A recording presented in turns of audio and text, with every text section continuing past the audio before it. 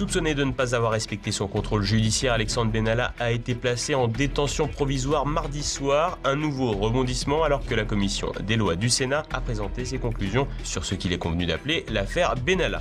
À moins de 100 jours du scrutin européen, le scénario de la présidentielle se profile à nouveau. Loin en tête, le mouvement présidentiel et le Rassemblement national, un duel qui tient à cœur à Emmanuel Macron.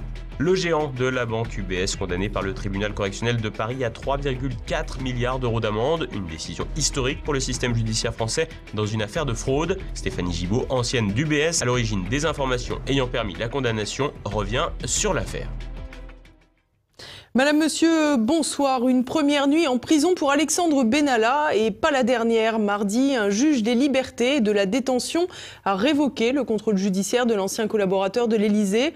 Un premier tournant alors que la commission des lois du Sénat a demandé de nouvelles poursuites judiciaires. Thibaut Bastide. Le ciel s'assombrit au-dessus d'Alexandre Benalla. Après 7 mois de feuilleton, ce qu'il est désormais convenu d'appeler l'affaire Benalla a connu son nouveau lot de rebondissements.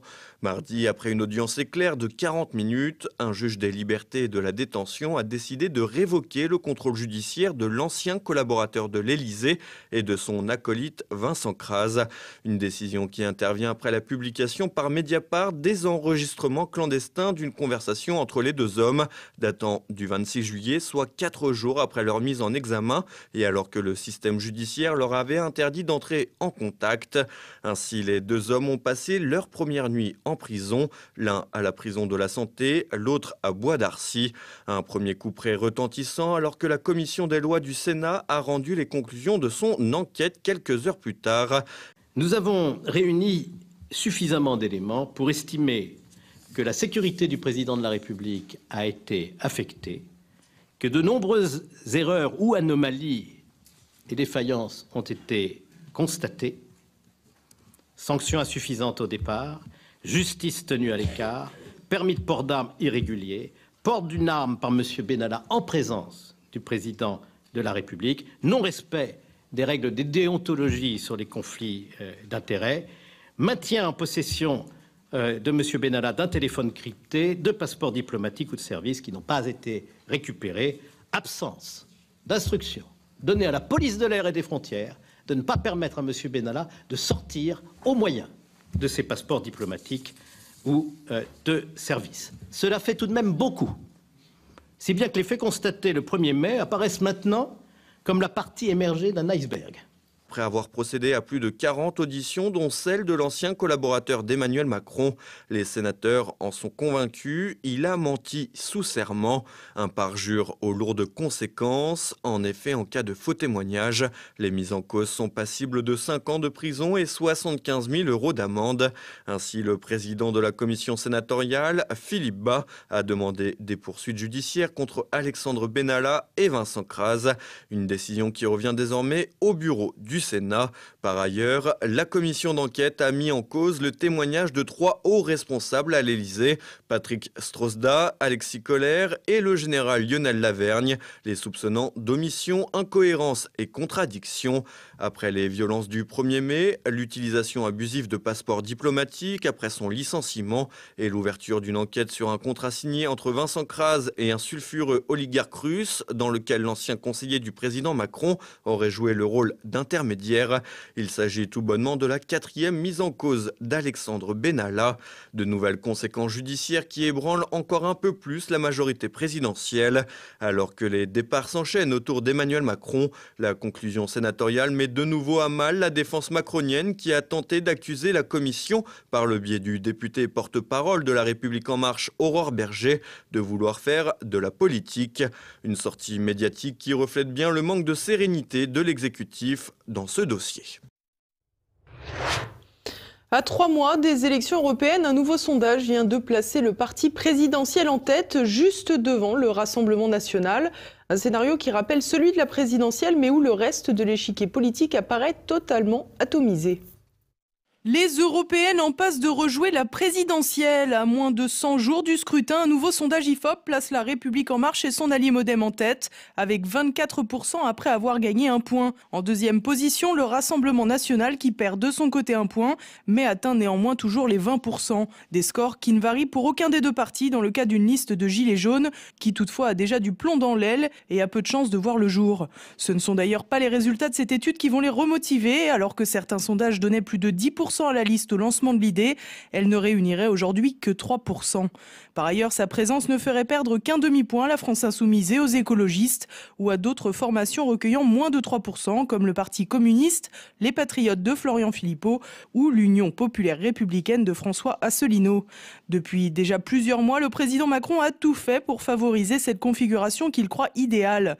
D'une part, en transformant le grand débat national en prémisse de campagne permanent et inévitable pour s'assurer une autopromotion, mais aussi en agitant les outils de la diabolisation à l'encontre du parti de Marine Le Pen, notamment par la voix de Christophe Castaner dès le début des manifestations de Gilets jaunes. De quoi associer dans les esprits la grogne anti-système et le mouvement patriote qui se maintient donc facilement dans le peloton de tête. Un peloton de tête qui a largement distancié ses poursuivants. Non seulement La République En Marche et le Rassemblement National sont les deux seuls partis à passer le cap des 20%, mais ils sont désormais les seuls au-dessus de 10%. Une configuration presque inédite tant la descente aux enfers des Républicains et des Insoumis est violente. Rappelons en effet qu'à la présidentielle de 2017, Jean-Luc Mélenchon s'était approché des 20% quand François Fillon, malgré la campagne de dénigrement sur ses affaires judiciaires, avait dépassé les 20%. Chacun des deux partis a donc perdu plus de 10%, un score divisé par deux qui en dit long sur l'évolution médiatique des deux mouvements. Avec ou sans gilets jaunes, le mouvement de Laurent Wauquiez atteint donc péniblement les 10%. On constate que la nomination de François-Xavier Bellamy, présenté dans les médias comme un ultra-conservateur en tête de liste, n'a en aucun cas fait évoluer les résultats. Pour autant, on constate que La République En Marche serait parvenue à séduire 28% des électeurs de François Fillon à la dernière présidentielle. Du côté de Jean-Luc Mélenchon, les choses ne s'arrangent pas. Sa tête de liste Manon Aubry ne semble visiblement pas percer et ne réunit aujourd'hui que 7,5% des intentions de vote. Comme souvent aux élections européennes, les écologistes tirent leur épingle du jeu. Avec une hausse de 2,5 points, Yannick Jadot se rapproche des Républicains avec 9%. De quoi faire regretter aux socialistes, crédités de leur désormais 6% habituel, de ne pas avoir réussi à s'en rapprocher pour faire liste commune. 6%, c'est aussi le score qu'atteint Nicolas Dupont-Aignan dans cette dernière étude, un point de plus qu'à la présidentielle qui reste dangereusement proche du seuil fatidique des 5% nécessaires pour obtenir des élus à Bruxelles. Tout porte à croire que, comme l'aura voulu Emmanuel Macron, les élections européennes vont donc se jouer entre deux camps face à face, dans lequel il a à cœur de jouer les progressistes pro-Union européenne. UBS passe à la caisse. La banque suisse a été condamnée ce mercredi par le tribunal correctionnel de Paris pour fraude à 3,7 milliards d'euros. Une décision historique, récapitulatif avec Olivier Frère-Jacques. 3,7 milliards d'euros d'amende pour démarchage bancaire illégal et blanchiment aggravé. C'est la peine à laquelle la banque suisse UBS, première banque privée au monde, a été condamnée ce mercredi 20 février 2019. Une condamnation historique en la matière de la part du système judiciaire français. Le tribunal correctionnel de Paris a évoqué des fautes d'une exceptionnelle gravité qui trouvent leur source dans une organisation structurée, systématique et ancienne. Il a donc suivi les réquisitions du parquet national financier. La filiale française d'UBS a en outre été condamnée à une amende de 15 millions d'euros. 5 des 6 cadres de la banque sur le banc des accusés se sont vus infliger des peines de prison avec sursis et des amendes allant jusqu'à 300 000 euros. L'État français, partie civile, recevra 800 000 euros de dommages et intérêts. Pour Stéphanie Gibault, ancienne salariée d'UBS et lanceuse d'alerte, qui a permis de dévoiler ses pratiques au grand jour, cette décision judiciaire est une première. C'est la première fois que la France, finalement, ose donner une amende qui soit énormissime. Donc la France est en train de montrer la voie en Europe sur justement les dérives inacceptables de ces banques qui n'ont fait que mentir en justice bien évidemment, mentir à des collaborateurs honnêtes et intègres dont je fais partie. Donc c'est bien, c'est un vrai signal qui est donné là, quelque part, on siffle la fin de la récré. Cette décision historique du tribunal correctionnel de Paris pourrait avoir des conséquences dans l'attitude qu'adopteront les autres banques à l'avenir. L'affaire UBS pourrait donc servir a priori à faire changer la peur de camp. C'est en tout cas la conviction de Stéphanie Gibaud. Ça va certainement obliger les banques à avoir des pratiques un petit peu plus éthiques. Donc là, oui, je suis d'accord avec vous, quelque part, où UBS a l'air d'être le bouc émissaire, mais elle est le bouc émissaire parce qu'il y a des collaborateurs, dont je fais partie, qui ont dit non, qui n'ont pas lâché. Et d'ailleurs, je vous signale que moi, j'ai quand même été traînée en justice depuis 10 ans par UBS dans un silence assourdissant de la classe politique. Parce que ni Michel Sapin, ni Bruno Le Maire, ni qui que ce soit est venu m'aider ou est venu faire en sorte que mes procès n'aient pas lieu. Donc aujourd'hui, il y a toujours cette impunité de la part des puissants, mais le rapport est en train de changer. La peur va changer de camp, doucement. Et je pense que c'est le signal que ça donne. Stéphanie Gibaud a, elle, perdu son travail pour participer à démontrer les pratiques d'évasion fiscale. Les informations qu'elle a délivrées ont contribué à identifier 38 000 comptes offshore représentant la bagatelle d'une douzaine de milliards d'euros. Et tout cela au profit du ministère des Finances français. Mais comme souvent, le rôle de lanceur d'alerte ne permet aucune reconnaissance, notamment financière, pour l'aide apportée à l'État. Mais que fait l'État pour ses citoyens honnêtes? Parce que, justement, moi j'étais obligée d'attaquer Bercy. J'ai gagné en justice. Ce titre qui m'a été donné par la justice, finalement, équivaut à être aviseur des douanes. Aviseur des douanes, c'est-à-dire que je dois recevoir, on ne parle pas là d'indemnité sur le préjudice, mais une rétribution. Une rétribution par rapport à la somme concernée. Cette fraude étant d'une ampleur exceptionnelle par ses montants et le nombre de comptes, il paraîtrait évident que Bercy applique la loi. Et on se rend compte de quoi? Eh bien que Bercy, l'administration, les hauts fonctionnaires sont les premiers à ne pas appliquer la loi. C'est-à-dire que la somme est discrétionnaire. La discrétion du ministre des Finances et de son directeur des douanes. Et eux, ils ont décidé que discrétionnaire, sur mon dossier, c'est 0. Côté finance, cette décision qui arrive après 6 années de procédure pourrait avoir des conséquences. En effet, les milieux avisés du secteur regardent avec intérêt cette affaire, alors que le Brexit pourrait, selon certains, profiter à un déplacement de la City, centre névralgique de la finance européenne, de Londres vers Paris. De quoi faire rêver le président français, plus à l'aise avec les places boursières qu'avec les contribuables. Le verdict ne constitue cependant pas la fin de l'histoire et les avocats d'UBS ont annoncé leur intention de faire appel. Et à présent, c'est le moment de passer à l'actualité en bref avec Thibaut Bastide. Panique à Marseille. Mardi, un individu a attaqué au couteau plusieurs personnes sur la Canebière. 4 passants ont été blessés et transportés à l'hôpital sans que leur pronostic vital ne soit engagé. L'agresseur a été pris en chasse par les policiers et une fusillade a éclaté. Grièvement blessé, l'assaillant est décédé des suites de ses blessures. Une enquête a été ouverte, mais la piste terroriste a été écartée. Selon le ministre de l'Intérieur, Christophe Castaner, l'auteur des faits était un sans domicile fixe, connu des services de police pour avoir assassiné son père. Il était sorti de prison en octobre dernier. Nouvelle demande de libération pour Carlos Ghosn. Le désormais ex-PDG de Renault, Nissan et Mitsubishi continue à démentir toutes les accusations de malversation financière. Le nouvel avocat de Carlos Ghosn estime que l'affaire aurait dû être traitée en interne au sein de l'entreprise Nissan. Il a également ajouté que le Japon ne respectait pas les normes de procédure judiciaire. Le grand patron est détenu depuis le 19 novembre dernier. La date de son procès n'est toujours pas fixée. New York en pointe contre la discrimination capillaire. Selon Shirlene McCrae, l'épouse du maire de la ville, Bill de Blasio, la discrimination contre les cheveux bouclés des personnes d'origine africaine mérite un traitement à part entière. Ainsi, la présidente de la commission des droits de l'homme de la ville a publié lundi un communiqué pour annoncer que les autorités locales puniraient désormais cette, je cite, forme de racisme insidieuse à l'égard des coiffures des Noirs telles que les dreadlocks, les tresses collées et bien d'autres. La ville de New York a déjà commencé à déposer une série de plaintes pour discrimination contre un centre médical, une ONG et un salon de coiffure.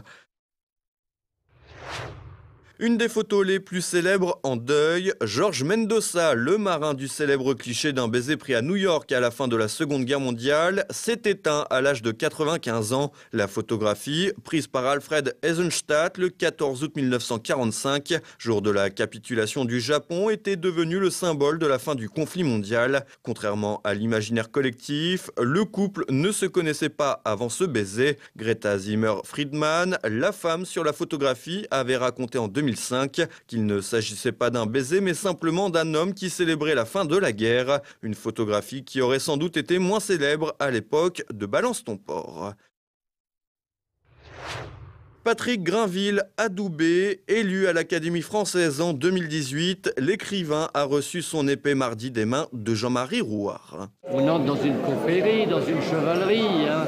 On devient mousquetaire. Alors c'est ça l'épée. C'est un symbole. Hein. Mais c'est pas une épée en fait, c'est pas une épée guerrière. C'est une épée fondatrice. Hein. Originaire de Normandie, Patrick Grainville a remporté le prix Goncourt à l'âge de 29 ans en 1976 pour son 4e roman Les Flamboyants. Jeudi, il sera officiellement reçu sous la coupole de l'Académie quai de Conty à Paris. Bonne nouvelle pour la faune sauvage, un spécimen de tortue géante vient d'être découvert vivant sur une île inhabitée des Galapagos lors d'une expédition. La femelle adulte a été observée alors que l'on croyait l'espèce éteinte depuis plus d'un siècle. En 2012, une autre espèce de tortue géante avait été considérée comme éteinte après la mort à 90 ans de Georges le Solitaire, qui avait toujours refusé de s'accoupler avec d'autres espèces. Selon les scientifiques, ces animaux seraient arrivés sur place il y a 3 ou 4 millions d'années et se seraient ensuite dispersés dans les courants marins, faisant ainsi évoluer les différentes espèces. En plus de leur longévité incroyable, les tortues des Galapagos auraient la capacité de réparer l'ADN. Et voilà, on arrive déjà à la fin de cette édition. Dans un instant, notre Zoom du jour, l'écrivain et homme politique ivoirien Ernest Tigori nous présente son dernier ouvrage à contre-courant, L'Afrique à désintoxiquer.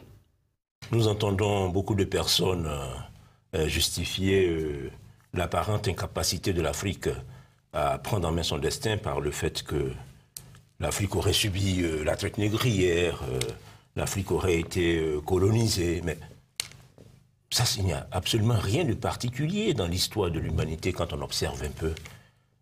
Les conquêtes, les soumissions, les colonisations, c'est toute l'histoire de l'humanité. Toute l'histoire de l'humanité, il n'y a aucun peuple qui n'a été colonisé dans l'histoire de l'humanité. Si on prend un pays comme la France est restée des siècles une colonie romaine. Et puis ce soir, retrouvez également Perle de Culture. Roger Saboureau, le secrétaire général de Secours de France, présente un film hommage à Élie de Saint-Marc.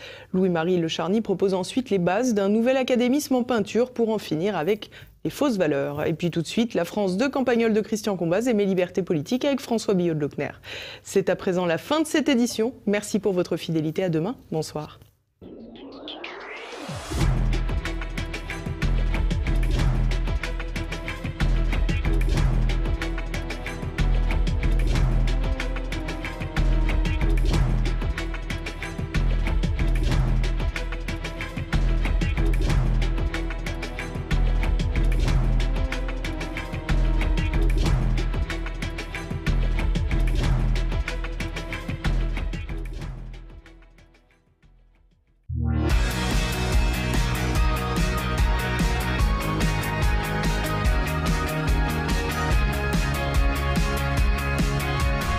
Il y a un an, je me souviens, fin janvier, on fêtait au bar de Campagnol le départ à la retraite d'un type assez gentil nommé Francis, qui avait fait un peu de tout dans sa vie, mais avec une constance parfaite, ce qui fait qu'il avait une retraite honorable. D'ailleurs, je me souviens, ce jour-là, il nous disait, de mon temps, quand tu n'avais pas de boulot, tu reprenais n'importe quoi.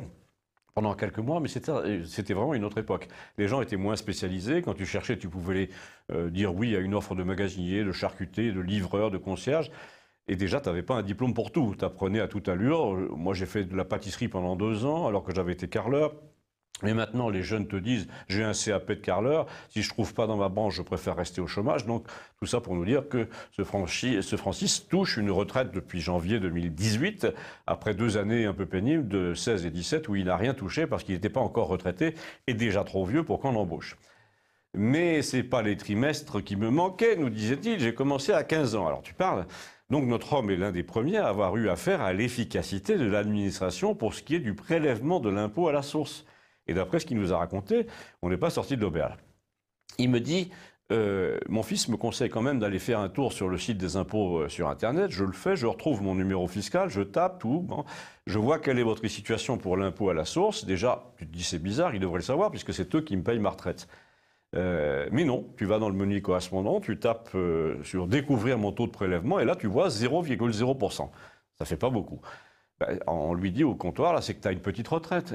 Ben non, justement, j'ai bossé, je suis au-dessus du SMIC, je me plains pas, mais là, c'était taux 0.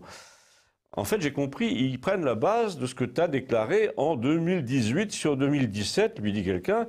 Et alors là, j'ai presque rien gagné, j'avais pas droit au chômage. Donc c'est normal, lui dit l'autre.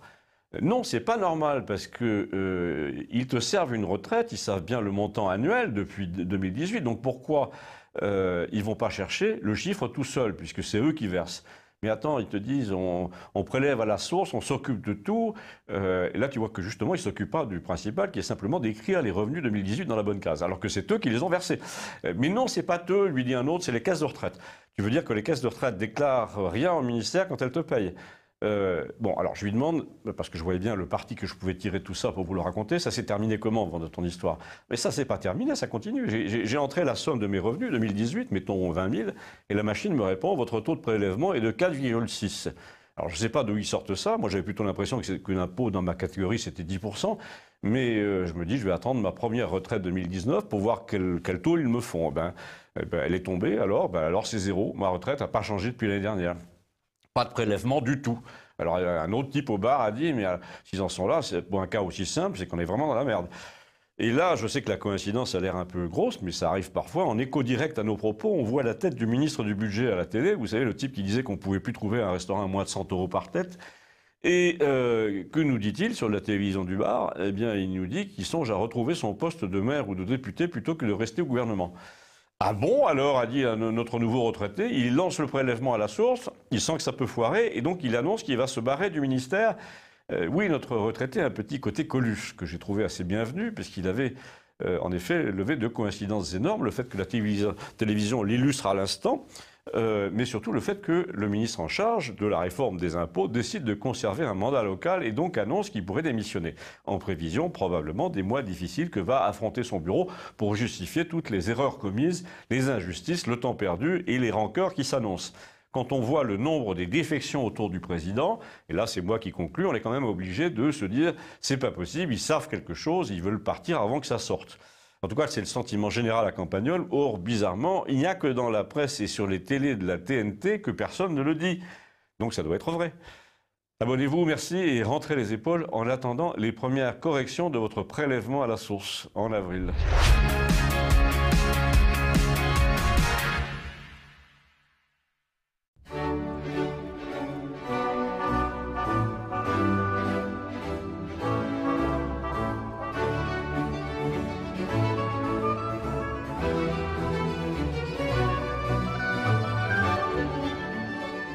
Angela Merkel et Emmanuel Macron viennent de signer à Aix-la-Chapelle un accord historique, nous dit-on.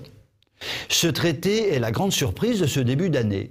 Il est arrivé d'un seul coup, sans tambour ni trompette, on ne l'a pas vu venir, et pourtant c'est du lourd, comme disent les branchés. Oui, je répète, c'est du lourd. On nous a pendant des années vanté les mérites du sacro-saint couple franco-allemand. En voici une nouvelle version, encore plus mortifère pour la France que les précédentes. Vous connaissez tous l'adage, le mariage, c'est quand deux êtres ne font plus qu'un. La question est de savoir lequel. L'horizon du traité d'Aix-la-Chapelle, c'est la fusion, finalement, à terme, de deux nations en un seul État. Un seul Parlement, une seule armée, un seul budget. La France s'engage à faire en sorte que l'Allemagne ait son siège permanent au Conseil de sécurité de l'ONU. Rien que cela. Des bonnes intentions dont on sait que l'enfer est pavé. Certes, il y a 80 ans maintenant, l'Allemagne et la France étaient en guerre. Elles seraient devenues aujourd'hui les meilleures amies du monde. Être amies, oui, mais pourquoi fusionner ? La fusion n'est pas toujours saine, elle peut parfaitement étouffer, et on en vient vite à ne plus pouvoir se supporter. D'autant que cette promiscuité imposée, à coup de politiquement correct, est fondée sur une ignorance profonde. Qui, en France, aujourd'hui, connaît vraiment l'histoire allemande ? Qui parle et pratique l'allemand en France aujourd'hui? Certainement pas notre président, qui n'en pipe pas un mot, mais trouve la langue, entre guillemets, romantique. C'est tellement beau. Sacré Manu. Il trouve formidable tout ce qui se passe et se fait en Allemagne, tout en n'y connaissant pas grand-chose. Sacré Manu, va. Et en lieu et place de l'amitié entre les peuples, nous allons avoir un renforcement de l'effort d'armement allemand qui se fera avec des transferts de technologie, une politique migratoire toujours plus démentielle, un énième renforcement de l'euro, nécessairement au détriment des classes populaires françaises. Mais on sait quelles sont ces classes populaires françaises, le cadet des soucis d'Emmanuel Macron. Sacré Manu, va. Vous pouvez m'écrire si vous le souhaitez. Je vous dis à très bientôt.